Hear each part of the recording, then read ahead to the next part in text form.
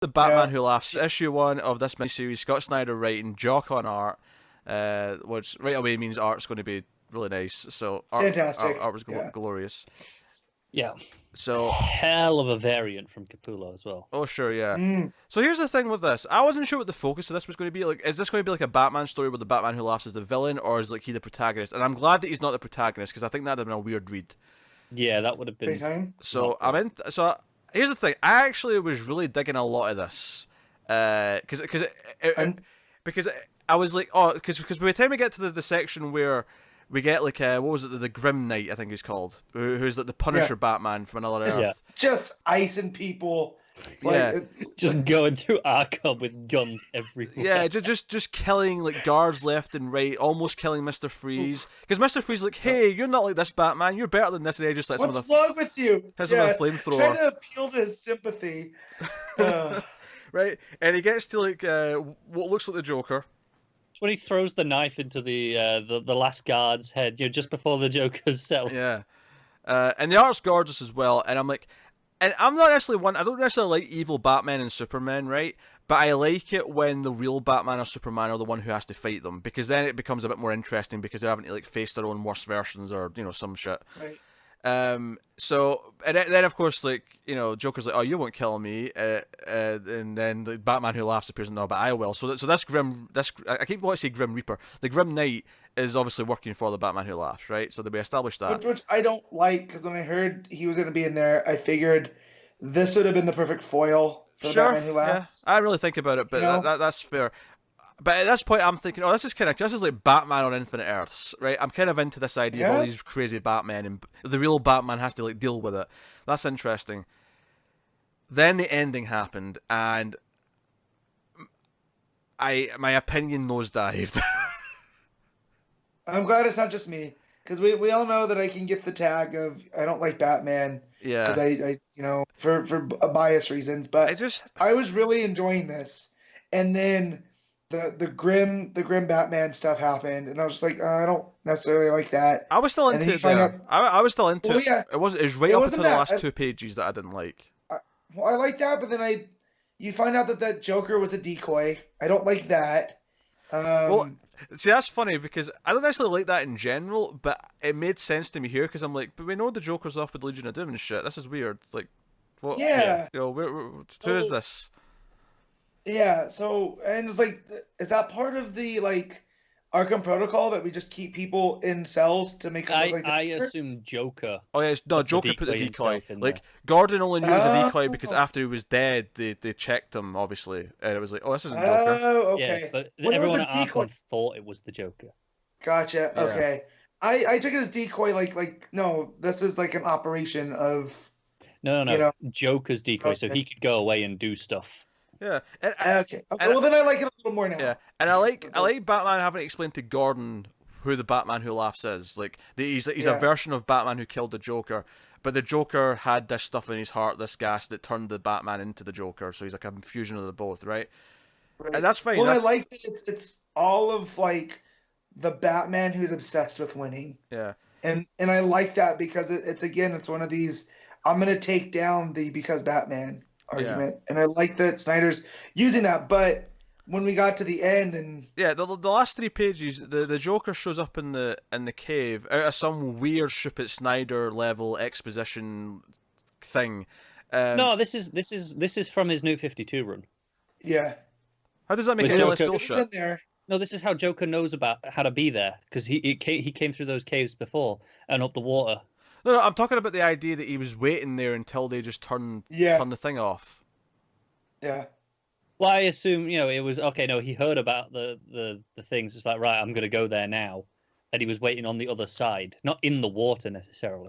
I felt like how long has he been waiting there? It just felt like kind of weird to me. Probably only a couple of hours. That's still weird.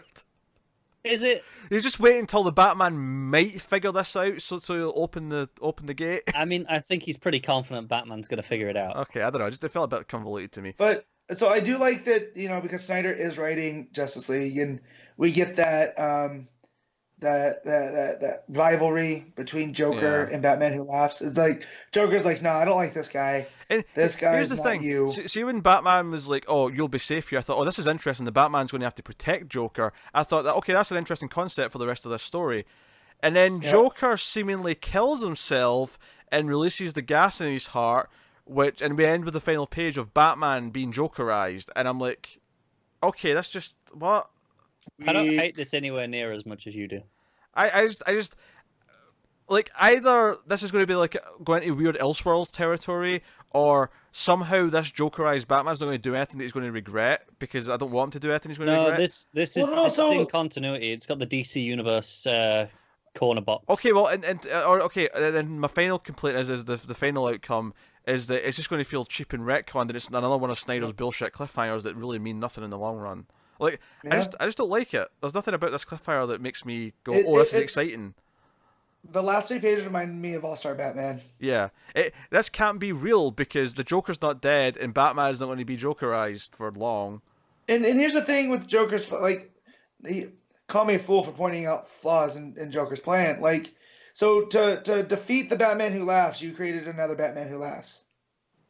Yeah, so I don't understand why you think the Joker's actually dead and not. Well, he's not actually dead. I don't believe he's actually dead. It's not just a blood pack and some gas in there.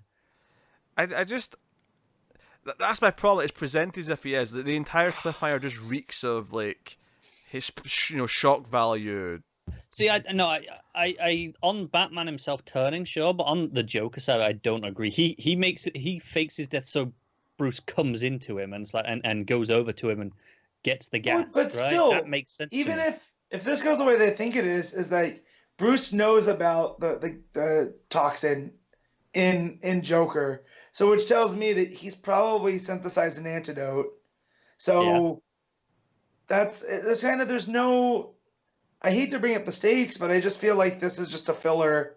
Like, I don't feel like anything's going to come of this outside of destroying the Because Batman. There could be something. That's fine. Yeah, there could be. I think the story overall may have something from it, but this cliffhanger feels like a bullshit All-Star Batman cliffhanger where it's just there for the shock value.